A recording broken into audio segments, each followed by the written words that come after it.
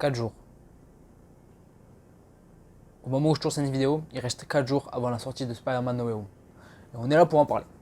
Alors dans cette vidéo, je vais un peu parler de Spider-Man No Way Home, bien évidemment, parler un petit peu de mes attentes, certaines théories que j'ai, ce que l'on sait, ce que l'on ne sait pas vis-à-vis du film. Bref, parler du film dans sa globalité. Spider-Man No Way Home, qui est sans doute le film le plus attendu de l'année, et de loin, je pense, par beaucoup de monde. Le film Marvel, le film de super-héros le plus attendu depuis Avengers Endgame, je pense.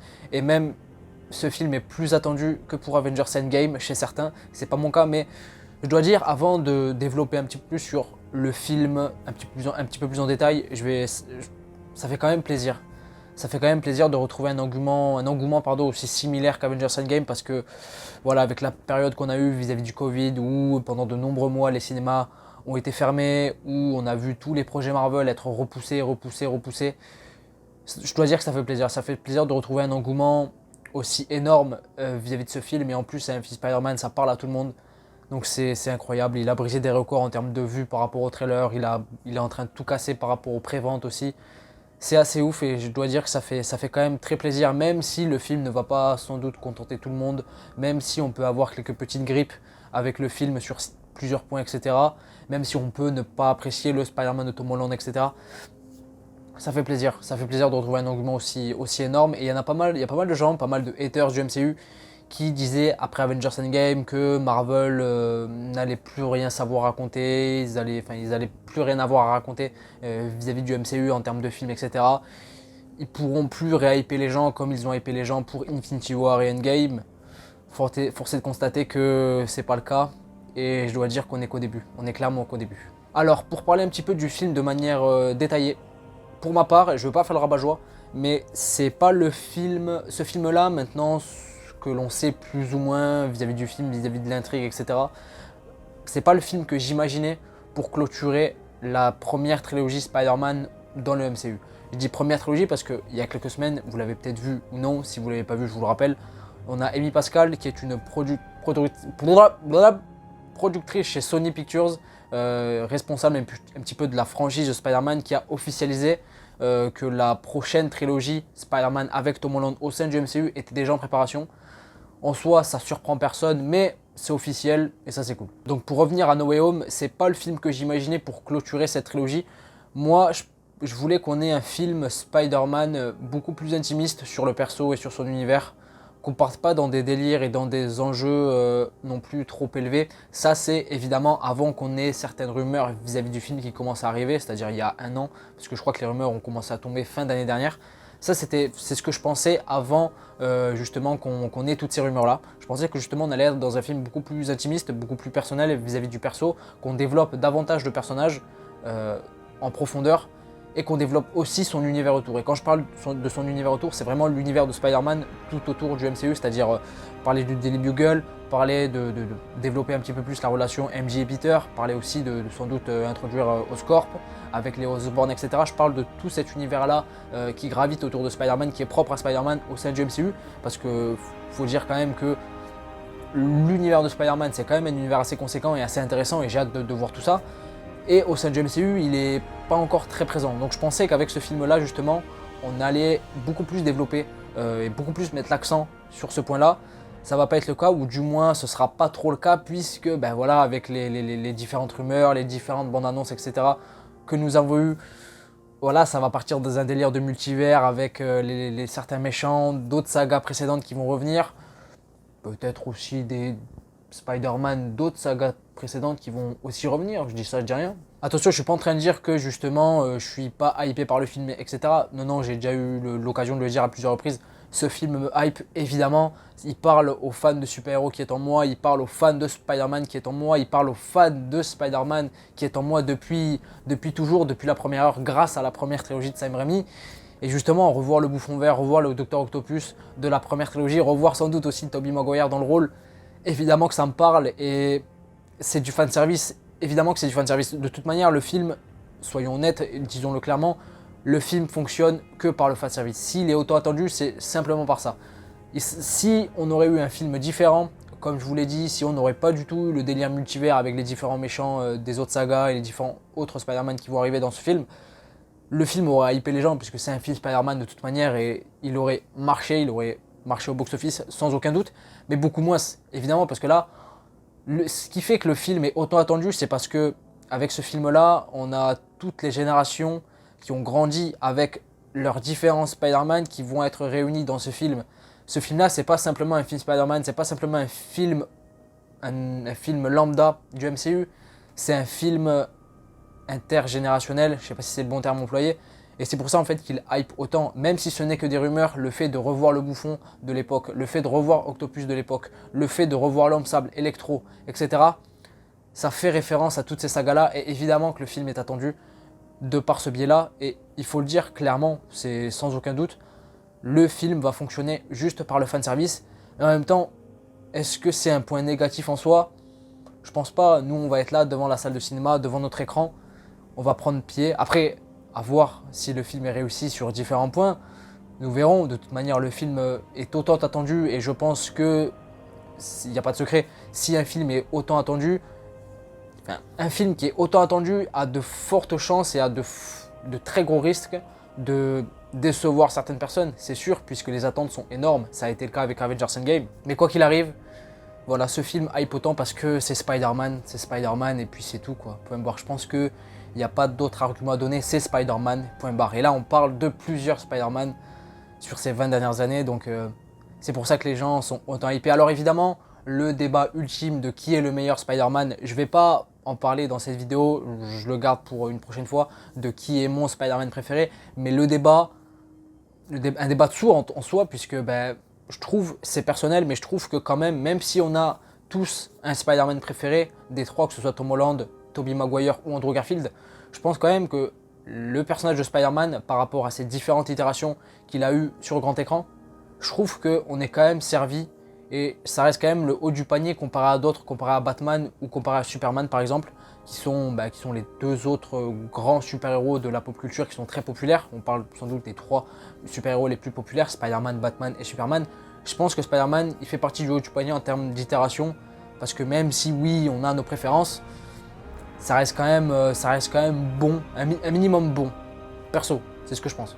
Donc le débat fait rage et c'est une des craintes aussi que j'ai par rapport à ce film, c'est que ben voilà, le débat va encore plus, enfin, va y avoir de l'huile sur le feu qui va être mis vis-à-vis de ce débat-là, qui est un peu, enfin, on a tous évidemment notre préférence, mais c'est subjectif de toute manière. On a grandi différemment, on a grandi avec soit l'un, soit l'autre, où on préfère différentes itérations. C'est les goûts, les couleurs de toute manière. Donc voilà, et c'est avec ce film-là, j'ai peur qu'on replonge un petit peu dans ce débat qui fait rage tous les mois, presque toutes les semaines, on va dire sur Twitter. Chaque semaine, j'ai l'impression de voir, bon, d'autant plus en ce moment vu qu'ils sont en pleine promo et que le film est sur le point de sortir, mais toutes les semaines, ou allez, on va dire tous les mois, au moins une fois par mois, il y a Spider-Man, Tom Holland, Andrew Garfield et Tobey Maguire qui sont en tendance Twitter pour ce débat-là. C'est incroyable. Quoi qu'il en soit, je tiens quand même à le rappeler, Tom Holland est le Spider-Man principal de ce film. Il y aura sans doute les autres, Andrew et Tobey. C'est pas officiel, vous allez me dire, parce qu'on les a pas vus, etc., etc. Mais vas-y, on va pas se voiler la face. Ils y sont, ils y seront, et ça va être incroyable. Mais le Spider-Man principal restera Tom Holland. C'est lui qu'on va développer le plus. Évidemment, ce sera très très cool de revoir les autres. Évidemment, ça va nous parler, nous en tant que fans, ça va être exceptionnel. Mais ne vous attendez pas non plus à des trucs de ouf concernant ces personnages. Je peux me tromper, évidemment, mais ce serait bête justement de faire l'impasse sur Tom Holland pour les autres. Enfin, je sais pas si vous voyez ce que je veux dire, mais ce serait dommage puisque oui, d'accord, c'est très cool de revoir les autres, mais Tom Holland, c'est le Spider-Man actuel, principal du MCU. C'est son film. Donc, ne vous attendez pas non plus à Andrew Garfield ou Tobey Maguire qui vole la vedette aux autres. Ça va sûrement être le cas pour certains, puisque ben voilà, certaines personnes attendent le film juste pour ça, et c'est tout à leur honneur évidemment. Même moi, au fond, ce sont des personnages que j'attends dans le film, c'est une de mes grosses attentes vis-à-vis du film, mais pas que. Moi, ce que j'attends surtout vis-à-vis de ce film-là, et c'est une des craintes aussi, justement, dans cette vidéo, je parle un petit peu de mes craintes et de mes attentes vis-à-vis du film, vous l'avez compris. Justement, c'est une de mes craintes vis-à-vis de ce film, c'est que j'espère justement qu'ils vont pas faire l'impasse sur le développement personnel et beaucoup plus intimiste du Spider-Man de Tom Holland au détriment du reste, au détriment des méchants et au détriment du spectacle. Je veux vraiment que le Spider-Man de Tom Holland soit développé parce que c'est son film, c'est sa saga et c'est avec lui qu'on va vivre pendant des années, puisqu'une nouvelle trilogie a été annoncée. Et moi, dans mon idéal, je veux qu'il y ait une autre trilogie au-delà. Je veux qu'il y ait 9 films, moi personnellement. Je ne veux pas trop en dire dans cette vidéo, je le garde pour une prochaine fois. Mais voilà. En tout cas, j'espère que le Spider-Man de Tom Holland sera encore plus développé dans ce film. Parce qu'il le faut et il serait temps quand même. Parce que mine de rien, il est là depuis 2016. Et son Spider-Man, il n'a pas tant évolué que ça. Le personnage que j'attends le plus, outre les 3 Spider-Man différents, c'est le bouffon vert, le GOAT, celui qui nous a tous fait flipper et qui nous a tous fait rêver dans le premier Spider-Man. Il revient avec son costume classique de Power Rangers, oui. Aujourd'hui, quand on le voit, on se dit putain, il fait quand même très Power Rangers, mais il est iconique. C'est un costume iconique, c'est pour ça d'ailleurs qu'ils le reprennent dans le film, hein. Même s'il a l'air d'avoir un costume différent plus tard, un peu plus tard dans le film sans doute. Mais voilà, le GOAT, le bouffon vert, c'est le personnage que j'attends. Et j'avoue que la deuxième annonce m'a fait plaisir. Elle m'a fait plaisir parce que on entend le bouffon vert, on entend William Dafoe justement parler dans ce trailer-là. Il fait un petit monologue. Et ce monologue-là m'a fait plaisir puisque j'ai l'impression de revoir le bouffon vert du premier Spider-Man dans la scène où justement il parle à Spider-Man et il parle du fait que justement ce que attendent les gens, c'est de voir un héros tomber, un héros justement être ruiné, le voir perdre pour le descendre plus bas que terre. Et dans ce discours-là, à travers le premier Spider-Man, ça fait écho justement à la situation du Spider-Man du MCU avec son identité qui est révélée, le fait qu'il soit accusé de meurtre, le meurtre de Mysterio bien évidemment. Et j'avoue que c'est un aspect qui m'a beaucoup plu et je l'attends vraiment ce bouffon. Apparemment, selon certaines rumeurs, ça devrait être le méchant principal du film. Après, reste à voir, ce ne sont que des rumeurs, on n'a pas vu le film. On verra quand on sera devant. Mais c'est une de mes grosses attentes que j'ai vis-à-vis de ce personnage, vis-à-vis du film aussi. Parce que personnellement, c'est mon méchant Spider-Man préféré. C'est aussi, je pense, le plus populaire et le plus iconique en soi. Même s'il y a le Dr Octopus qui est aussi présent dans le film, le bouffon vert, ça reste le bouffon vert quand même.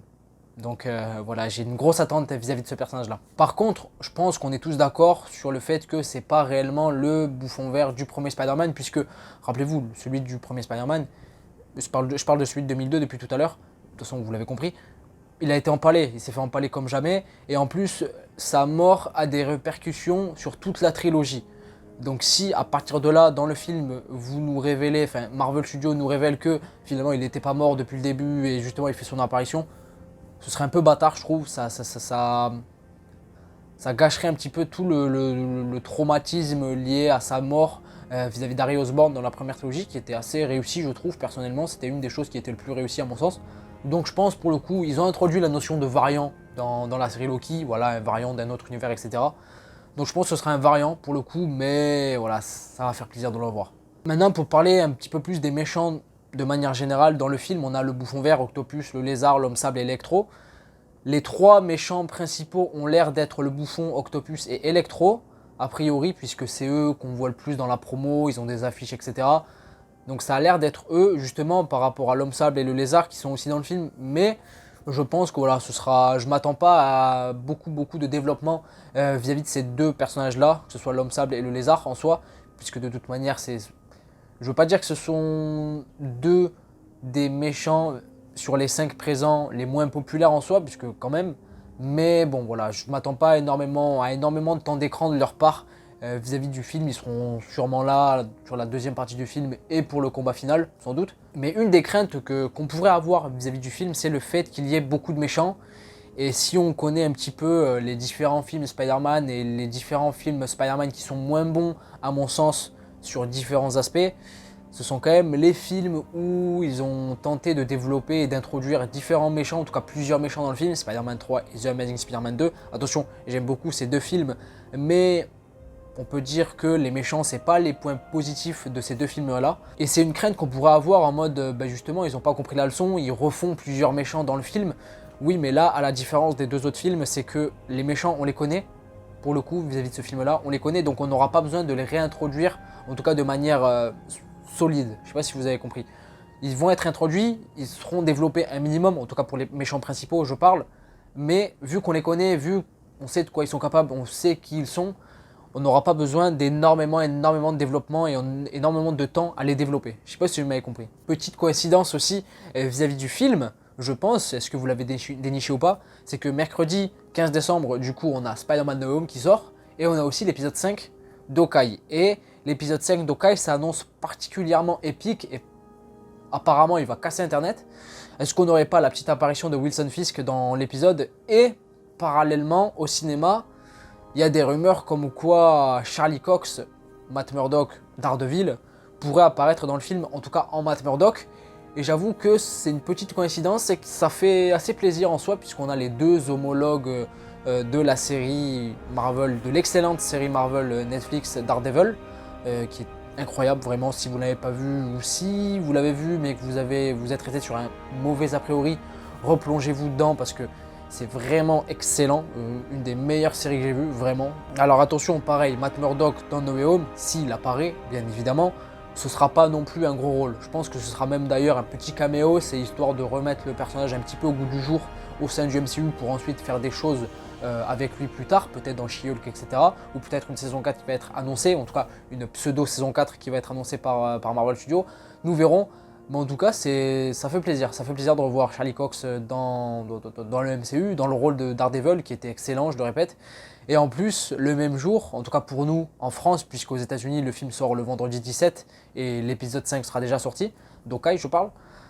Voilà, mais j'avoue que pour nous, c'est une sacrée coïncidence quand même. Une des attentes aussi que j'ai par rapport à ce film-là, c'est qu'on ait des conséquences assez dramatiques vis-à-vis de Peter et vis-à-vis aussi de son entourage.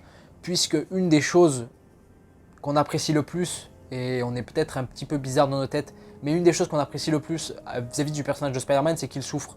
Spider-Man, c'est un des personnages qui souffre le plus, on va dire, des comics, très clairement. Et c'est pour cela, en fait, qu'on l'apprécie. C'est plus le personnage souffre et plus le personnage est intéressant et très bien écrit. En tout cas, c'est comme ça que je le vois.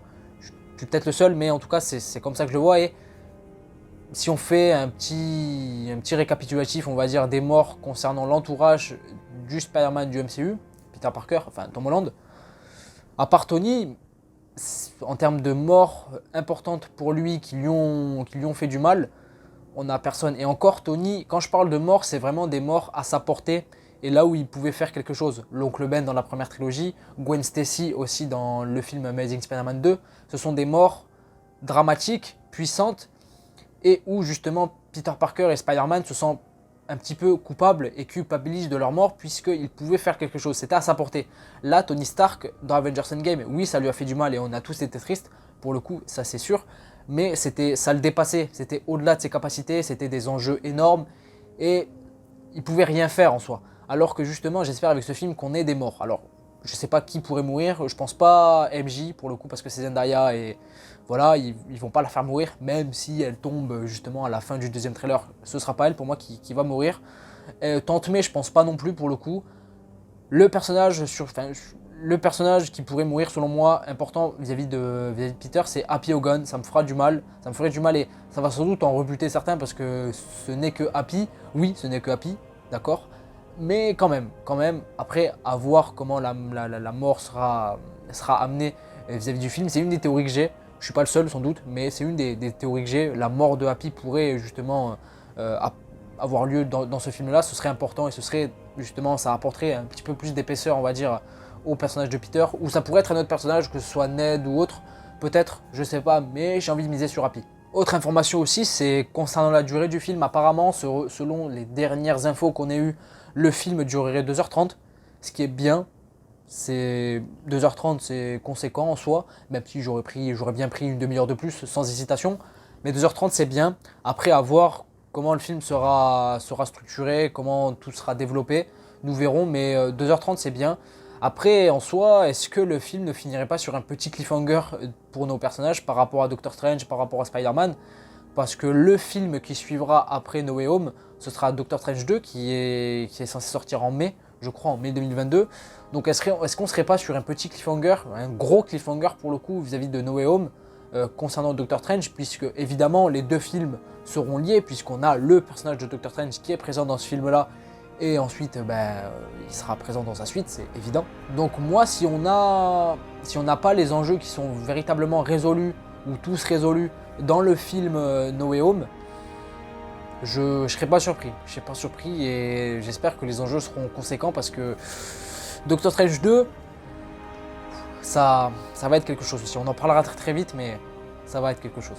Donc voilà, je pense que j'ai tout dit concernant No Way Home, je pense, vis-à-vis de mes théories, vis-à-vis de mes attentes, de mes craintes aussi.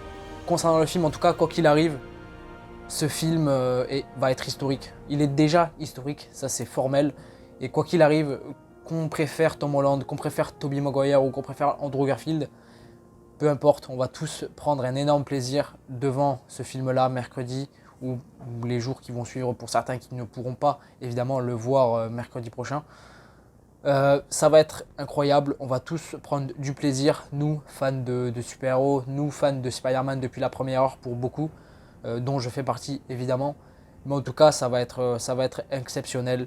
Et puis, wow, ce film est historique, j'ai plus les mots, je sais pas quoi dire, je réalise sans doute pas encore véritablement que ce film-là sort dans quelques jours. Mais en tout cas, voilà, dites-moi dans les commentaires ce que vous attendez vis-à-vis de ce film-là. Faites-moi part un peu de vos attentes, de vos craintes aussi que vous avez concernant le film, de vos théories aussi. Et puis voilà, Spider-Man No Way Home va enfin sortir. On est qu'à quelques jours de l'échéance.